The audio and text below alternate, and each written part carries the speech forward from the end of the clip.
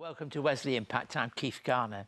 We all have gifts, opportunities and abilities that we can use to help improve the lives of others.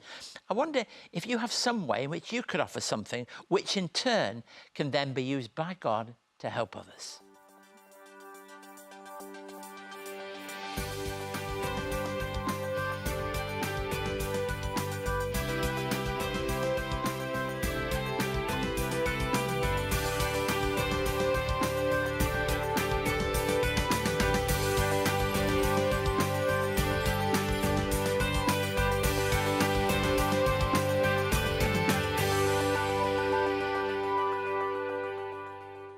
Thank you for joining us today. At Wesley Mission, we've always sought to serve and be a voice for the vulnerable in our community, to stand up for those who can't stand for themselves, to speak for those who can't speak for themselves, and to befriend and offer love to those who find themselves alone for many different reasons.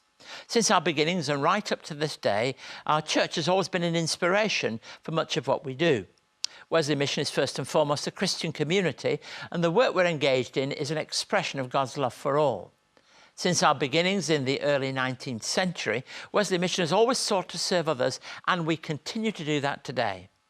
And looking deeper into our congregations, we see people who've caught this, who understand our unique calling as a major parish mission in Sydney, and who, independent of our work corporately as a church or charity, they do all they can to help improve the lives of the people around them. In a few moments, I'll be speaking to Alvin Chong. Alvin is a member of one of our congregations, also a local restaurateur in downtown Sydney. He is using what he has in a unique way to work with the homeless. Also in today's episode, we'll be joined by Greg Cooper, who will sing Matt Redman's song 10,000 Reasons. And later I shall be continuing an exploration in John's Gospel. I'll be thinking about Jesus and the miraculous catch of fish, which comes towards the end of the Gospel, following the reinstatement of Peter by Jesus. But because we've passed Easter Day doesn't mean that we shouldn't think further about the Easter message of the risen Lord. Working with and helping people who are homeless can be a demanding thing to do personally, emotionally and spiritually. It can also be difficult to raise funds. At Wesley Mission, we don't hide the fact that we need to continually look for resources to support our work, and we're regularly seeking to discover innovative and unique ways to do that. As an example of what we try to do, I remind you of our Haircut for the Homeless initiative, where we broke a Guinness World Record for the most number of haircuts in one day. Let's take a look together.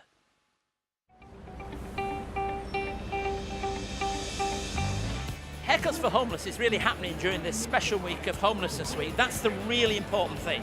And what we're doing is trying to break a Guinness World Record, which really amounts to cutting over 360 heads of hair during the day. And if we do so, we'll be able to highlight, we'll be able to raise money for homelessness, but we'll be able to also highlight the importance of this week. It's a fantastic concept. It's raising money for Wesley Mission, and it's also promoting the hairdressing industry, and the crew out there are doing a wonderful job. You can't just be taking just the hair straight off the bottom. It's got to be a proper style cut. So it must have 2 centimetres and it must have 7 centimetres on the hair to start with at some point, and we've got the ruler out to make sure that happens. My name's Sam, I'm from Westlake, South Australia, and I've been working with Just Cut for about 18 years, and I saw this chance to help the homeless and come over to Sydney, anything for a party. And my mum actually has been used Wesley when she is disabled, and thought it was for a good cause and to be part of a record-breaking ceremony, hopefully at 5 o'clock this afternoon. We love the concept, and we wanted to partner with Wesley Mission because we believe in it. I think we want to do all we can to alleviate homelessness, and one of the things that really got us, most of the team at Hope 103 have kids themselves, and we heard the stat, there's around about 17,000 people who are under the age of 12 and living on the streets, and for us that's just unacceptable. One of the first things that happens if you're homeless is often it's things like haircuts and what people consider luxuries that go in your life. So if today we can actually say to people, this really is important because it says dignity and worth. We just met Jesse, he was riding around on the street. What he actually asked for was not the Matt Damon or even the George Clooney haircut. He wanted the Snoop Dogg haircut of all things, is that right? It looks good, yeah. I'm happy. I've been on the street since I was 13. I was in an orphanage for a while, but I didn't stay there. Living on the street, I still sometimes do some work, because I don't get Centrelink.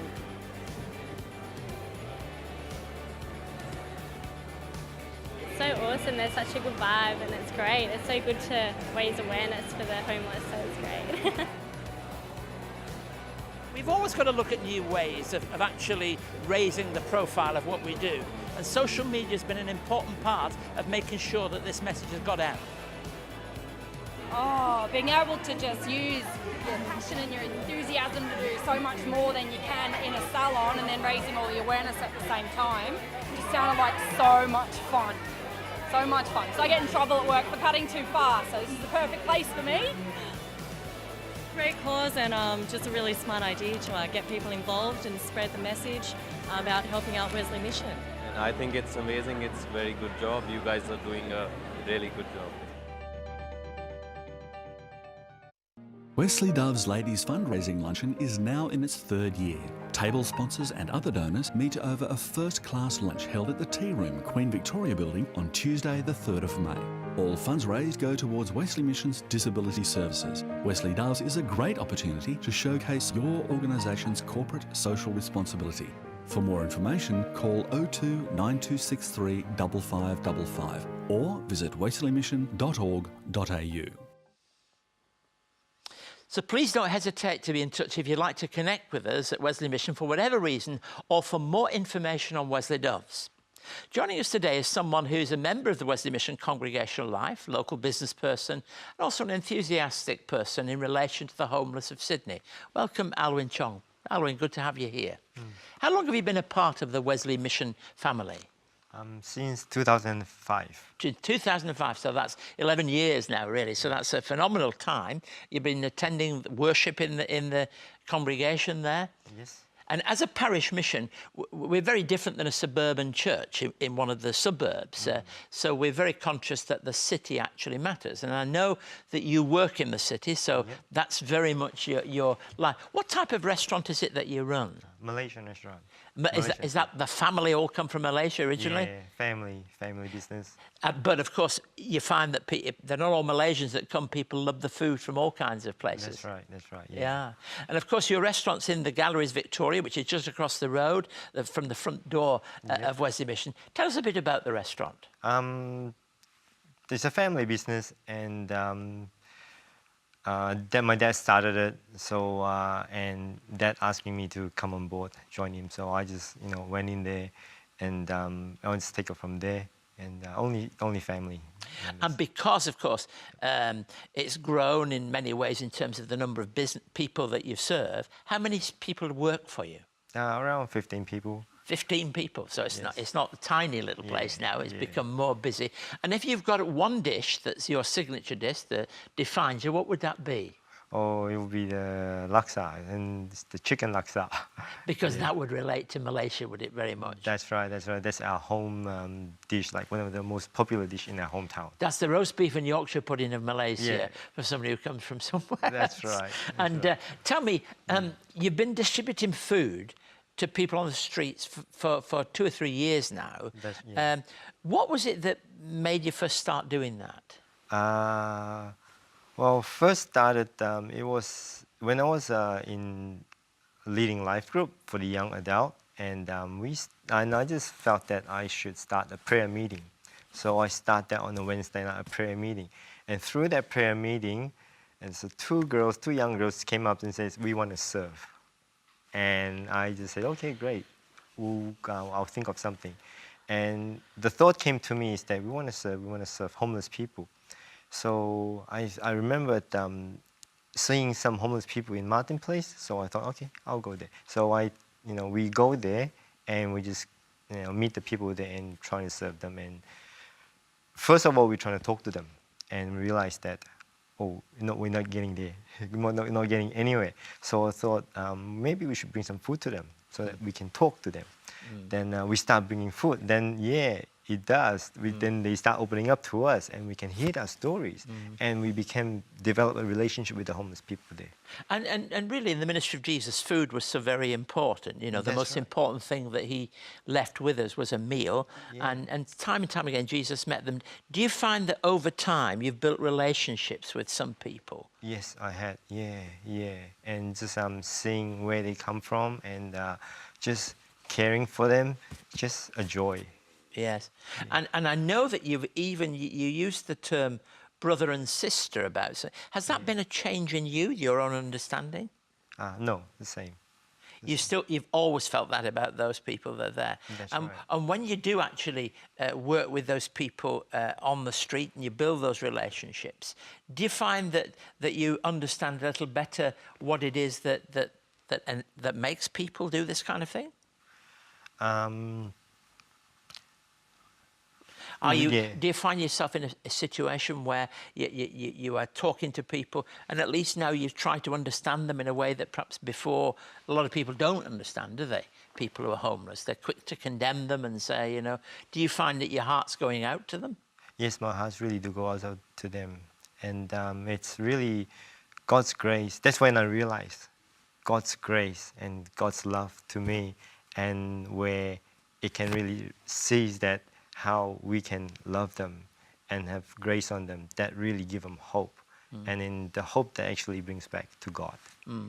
And we know that the answer for homelessness is not just giving food out, it's far, far more than that. But you find it's also an avenue for Christian witness, really. That's right. The food is just a tool. Yeah. But the main thing is when I talk to them, I realize that the hunger is about having a relationship rather than food. The hunger is having someone to care for them. Yes. Because that many of them are actually abandoned, really. Yes. They've been so hurt that they could not trust anyone anymore.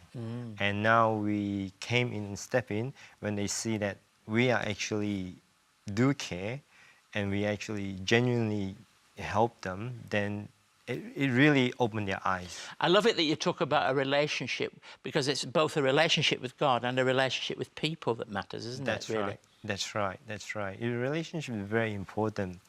I learned this from, working with the homeless people. And it started to teach me one thing, that I don't want to call them homeless. I would like to call them brothers and sisters. Yes. Because it really humbles me when I see that where I'm no different to them. They're just a God creation, and you just got to love them. Alvin, thank you very much for being willing to share something of what you do and using what you can in your way to help people who are in some kind of need. And we know very well, in a real sense in our lives, that there are people that we can all help if we use the skills that we've got. Let's welcome now Greg Cooper to sing Matt Redman's song, 10,000 Reasons.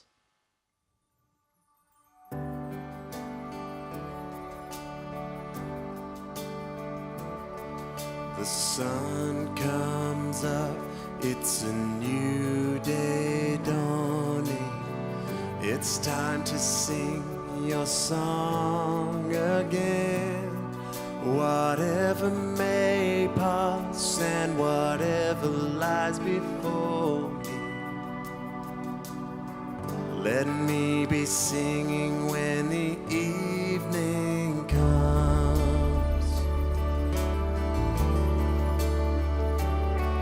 You're rich in love and you're slow to anger. Your name is great and your heart is kind. For all your goodness I will keep on singing. 10,000 reasons for my heart to find.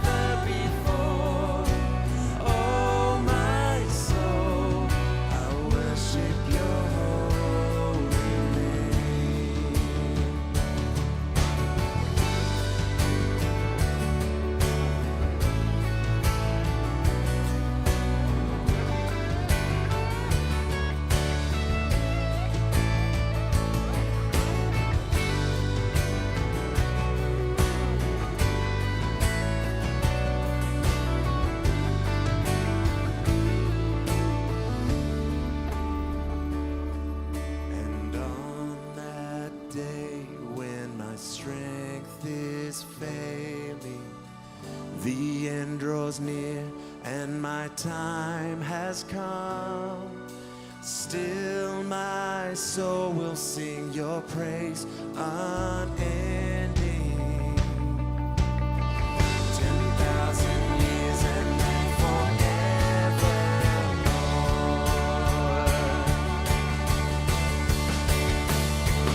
Bless the Lord, oh my soul, oh my soul, worship His holy name. Sing like never before, oh my soul, I worship your holy name. Bless the Lord, oh my soul, oh my soul, worship His holy name. Sing like never before, oh my soul, I worship your holy name. Lord, I worship your holy name.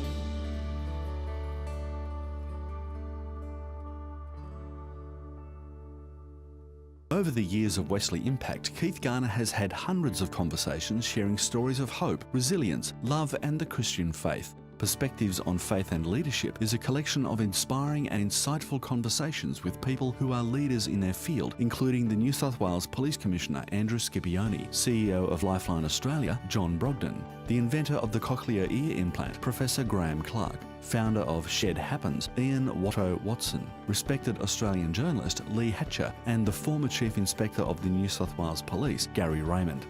Each conversation shares a unique perspective on leadership and the achievements of notable community leaders, and collectively presents a broad cross-section of leadership styles that have brought positive social change. Perspectives on Faith and Leadership is the first instalment of a 3-part series and is available now from Wesley Mission. To find out more, contact Wesley Mission on 02 9263 5555 or email impacttv@wesleymission.org.au. The risen Lord revealed himself to the disciples once again by the shores of the Sea of Galilee. Very familiar territory. Remember that in the Gospels, Jesus said he'd meet them in the Galilee. That's north from Jerusalem, quite some way. They'd been fishing all night and they caught nothing, doing the very thing that they're used to doing, and they couldn't do it well. And Jesus instructs them to cast their net on the right side of the boat.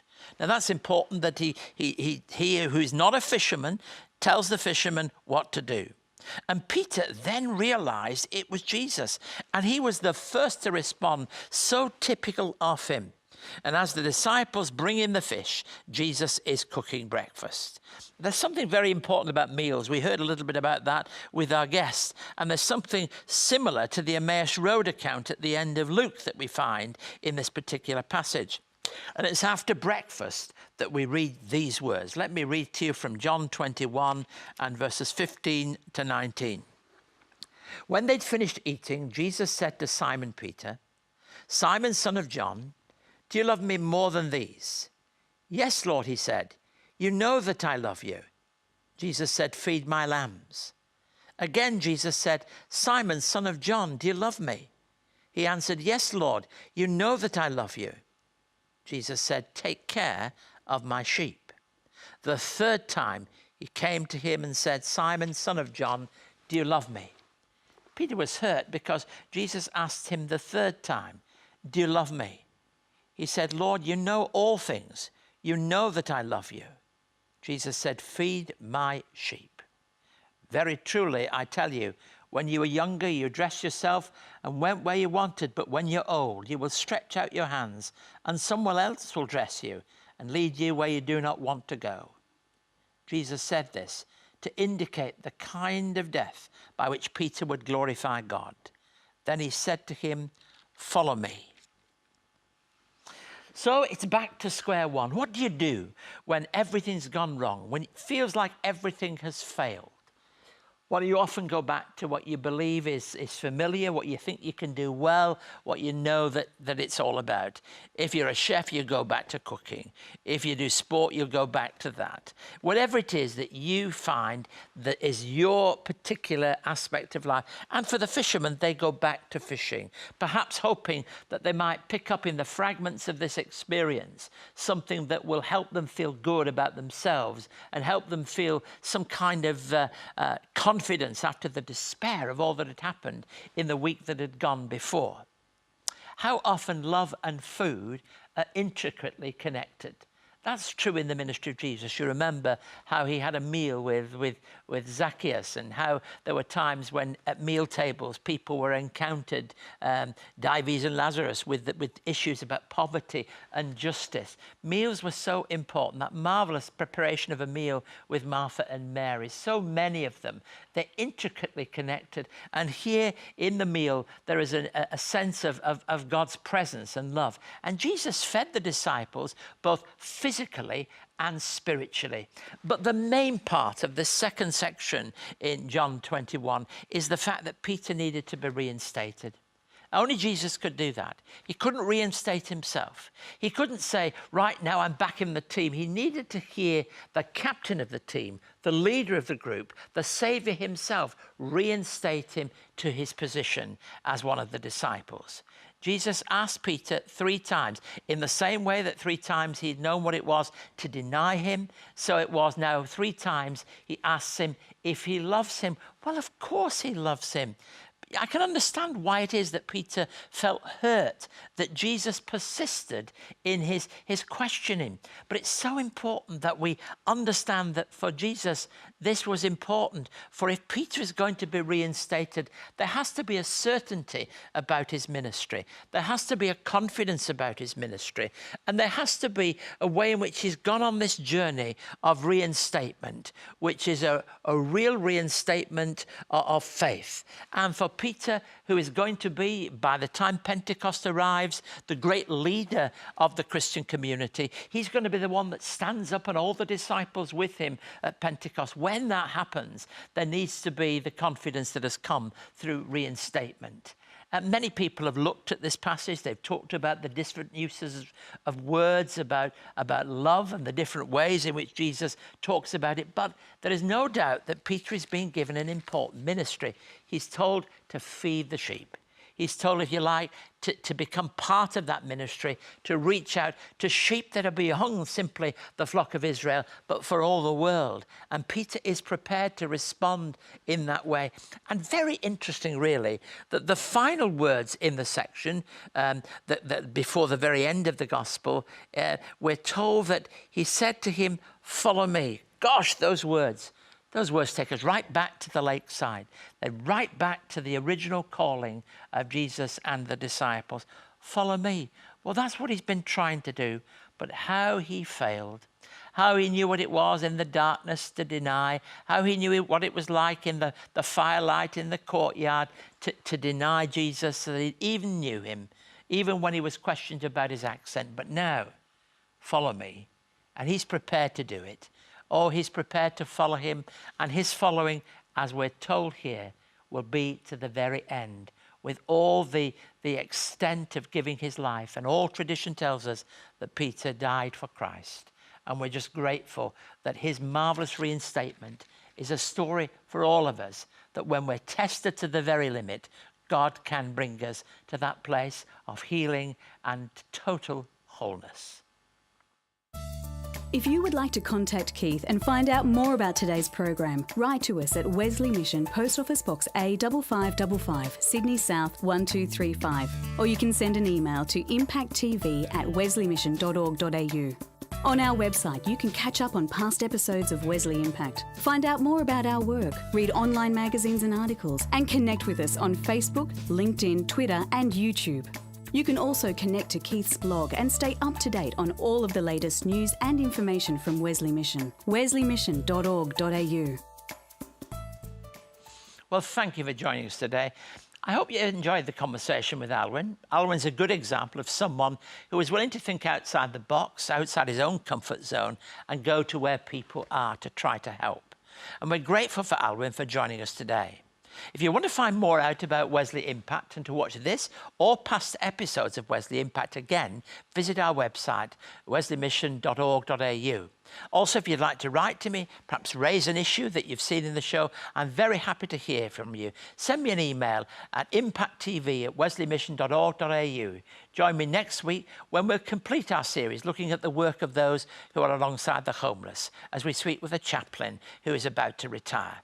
God bless you, thank you, and see you again in the show next week.